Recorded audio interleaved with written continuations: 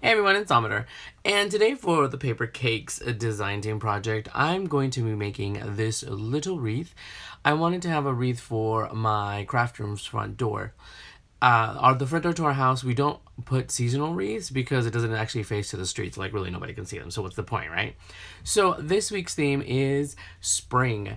I'm going to show you this little video. This is my process on how I get my I use my Silhouette Cameo's print and cut feature. I use this flower, and now this flower is from the Silhouette store.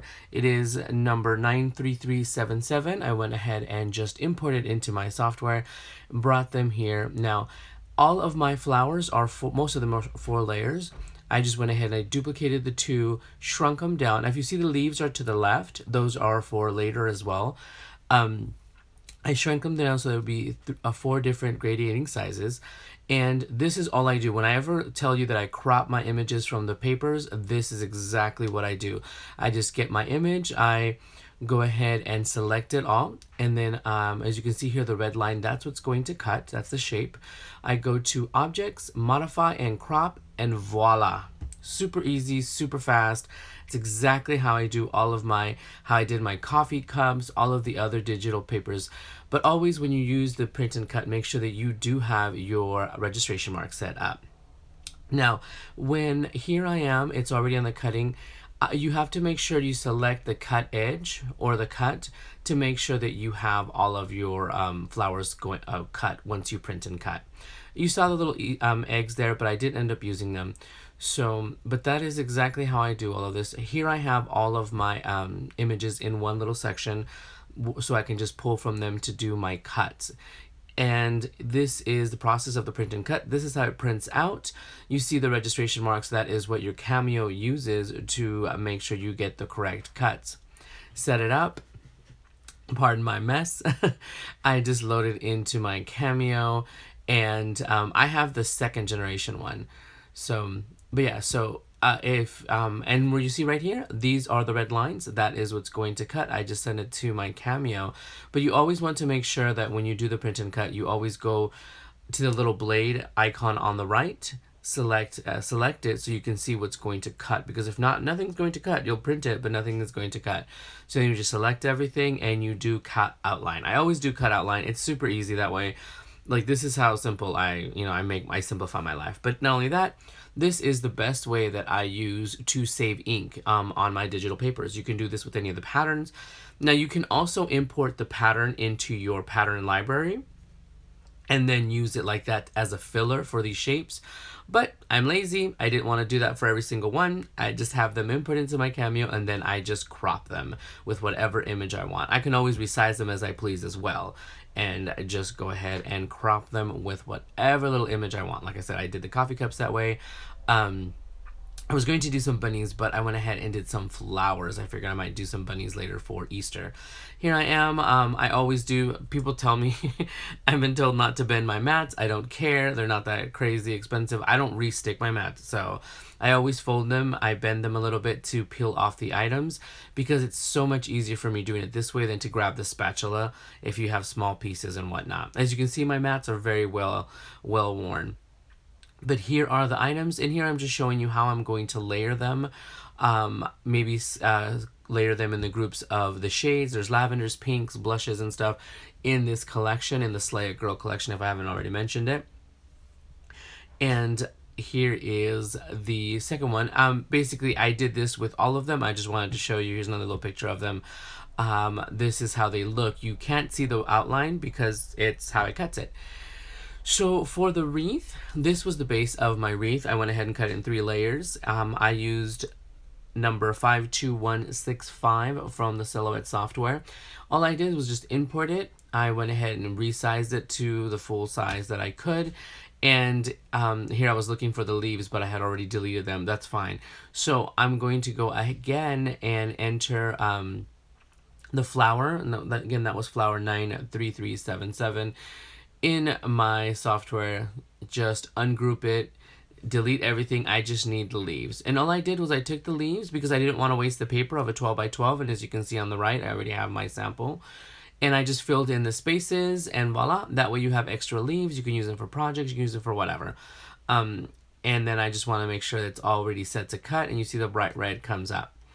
So here was the first attempt at, I wanted to do a craft base on it just to give it another layer, but it was so flimsy because of the wreath was so thin that I went ahead and I redid it. I redid the base in lightweight chipboard, as you can see right here. See right here, it's just super light, super flimsy. I was going to put some mounting foam on it, some 3M mounting foam, which is that big roll that I show me cutting up later.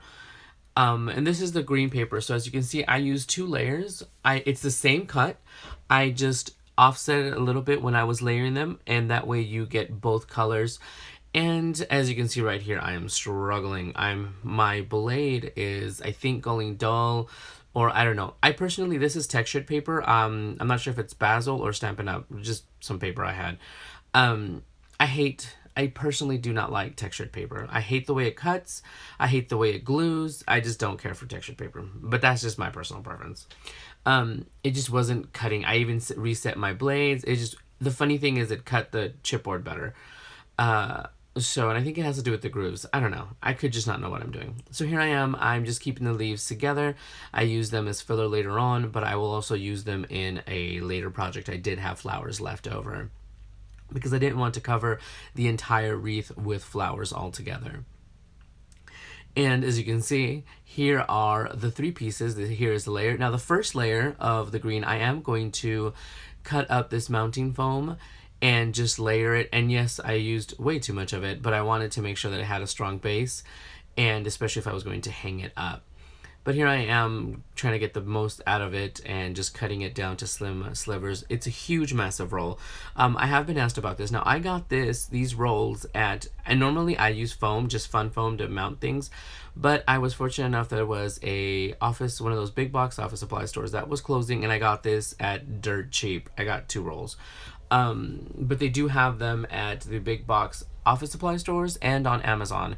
I think it's cheaper on Amazon, because unfortunately we can't use Michael's coupons at the big box stores. But here I am just putting little layers of mounting foam on the lightweight chipboard to lay down the first layer of the green wreath. And also with the green wreath, I think you saw in the cut, it has 2 layers. One layer has berries, and I didn't want to use the berries, obviously. But here I am layering the first layer on here, but I'm going section by section because I'm afraid that since the wreath is so flimsy, it's going to fall over on itself, and then on the chipboard one, and then get stuck to the foam. So I'm just going section by section and mounting it. Now you will see some of the mounting foam, you will see some of the edges sticking out. I am not at all worried about this because the way I'm going to layer some of the flowers are completely going to cover it. And then I also have, remember, I have the extra leaf. Oh, that leaf tore off. So I just glued it on there. And here I am using the second layer. And like I said, you're going to offset it. And this time I'm only going to put mounting foam on the ring of the wreath, of the actual circle part. And then I'm going to overlap some mounting foam where the leaves overlap. And I cut these even slimmer, that way you couldn't see them, because on the first layer you can see some of the mounting foam. But like I said, I'm not at all worried. It'll be covered by leaves and flowers after I figure out which section I'm going to go ahead and add them to. And I chose this wreath because it already had the leaves and everything. I didn't want it to be me having to add layers and layers of leaves. I just wanted it to already be pre-made, basically. So here I am taking off the backing and I'm overlapping it. And here, this is how I want it to look with the 2 layers. Afterwards, I realized that it was like, I only offset it like an inch, but you really can't tell once you have the flowers going on. But here I am just adding little pieces where the leaves are overlapping, just to give it a little bit of extra sturdiness and strength to the wreath. But I should have overlapped it like all the way on the other side. I literally just realized that right now as I'm doing the voiceover. Yeah, this kind of stuff happens. And normally, if you guys know, when I do process videos, because I said, okay, I have to do a process video. Like, I always forget to record my process. I really do. Probably because I'm usually texting or BSing on the phone, which I use to record. So it doesn't help the situation. And here I'm now bringing in the flowers. I have them sectioned off by the print, by the actual print that they are, and then I'm just going to take them and interchange them to do multiple layers, because I printed and cut 4 layers of each of the flowers. And I know I'm going to have flowers left over, so it's going to be a different project. So here I am. I'm just curling the edges with my Teflon bone folder and then layering them. The base layer of the flower, I usually tend to fold back, and then the other ones fold forward. It gives them a lot more dimension.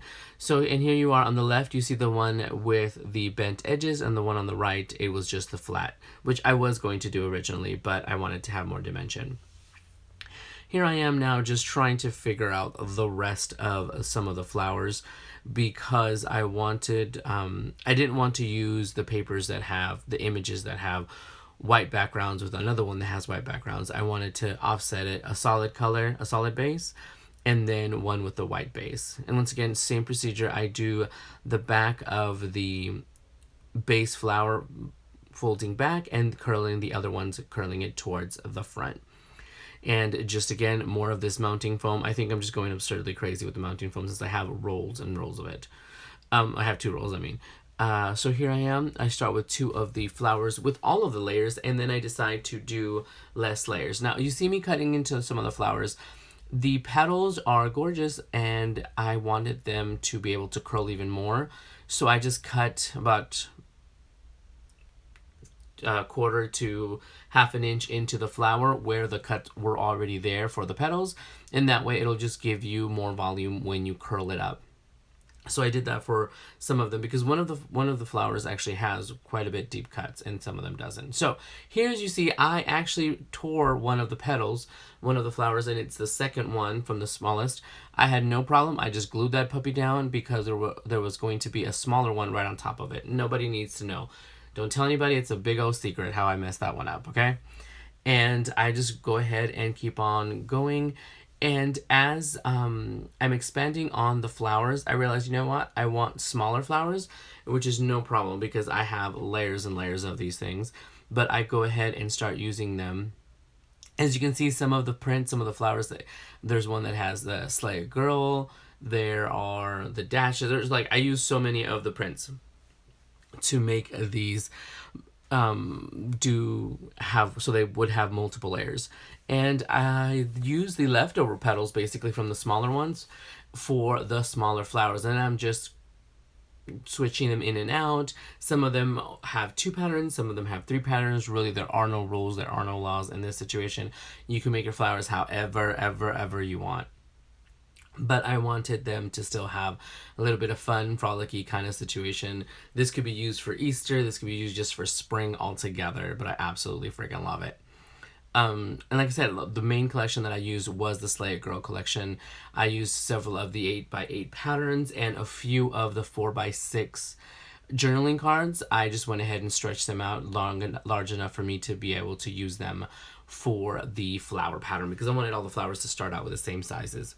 But as you can see, even though we use the same cut for all of the flowers, all of them look completely different, especially when you curl them. I feel that gives them different character. So here are the leaves. Like I said, I didn't want that extra paper on that 12x12. I hate wasting paper because, let's be honest, it's not cheap. I went ahead and have them here so I can layer them if I need it. Now, here I am adding some mounting foam underneath the flower. I'm just seeing where it's going to go, and I'm just going ahead and adding the foam onto the leaves themselves of the wreath, so I can go ahead and just layer it up and then just go around. Like I said, for a moment I wanted to have the flowers go all around the wreath, but then I like those wreaths that have either flowers or ornaments on one side, and then the ones that have the ornaments at the bottom. So it kind of gives it a weight to it, not just a bunch of flowers. Because I feel had I put flowers through everything, I would have been mad of going through all the trouble of setting the base of the wreath when I could have just made one, you know. But here I am just adding them from one side to the other, and as you can see, as we've gone by all of the mounting foam, I strategically decided where to put the flowers and everything so I wouldn't see the mounting foam. And and I'm just flipping it over, seeing where I can overlap it to add like one little foam here and there. So I'm going to get just a few of the leaves. I do like it where some sections have less leaves than the other. I don't need to have it completely full, but there are some little sections where I felt that it would need it and it would cover up like a little piece of foam or a little bit of imperfection that I did not like. But I'm going ahead and tucking them behind the actual wreath and then bringing them through the other leaves so it doesn't look like just an obscure leaf on top of things. You know, you want it to be uniform with the rest of them. You want it to look like it was intentional, not like I boo-booed it up and now I have to cover it up with an extra leaf. So that is what I'm doing here. But I was totally satisfied with it. I loved the way it came out. Right here I'm just picking up my mess so you guys can see, but I just wanted to do a tutorial and show you guys how exactly I cut my my images. And now we save a lot of ink, money on ink, because this is how I do all of my shapes when I do them through my Cameo. And as far as I understand, you can also do this on the Cricut. But here I am, I felt like my flowers were a little naked, so I'm just using these Recollections enamel dots in white. I was going to do different colors, but I'm like, you know what? I don't want anything taken away from the prints and the patterns that I'm using. So I went ahead and added these white enamel dots just to give it a little bit of, just a little touch. I even moved the package of enamel dots. I was like, oh, maybe. I'm like, you know what? No. I was going to add berries to the wreath, but I'm like, that's just excessive. Just stop, you know? But that is it, you guys. Thank you so much for watching. I hope you guys like it. Please check out Papercakes by Serena B. She has amazing digital packages and digital prints. You can purchase the 8x8 papers or also the journaling cards separate, or you can purchase the whole thing and get bonus collections on all of our collections, right? Thank you guys for stopping by, and I will talk to you guys soon. Bye, everyone.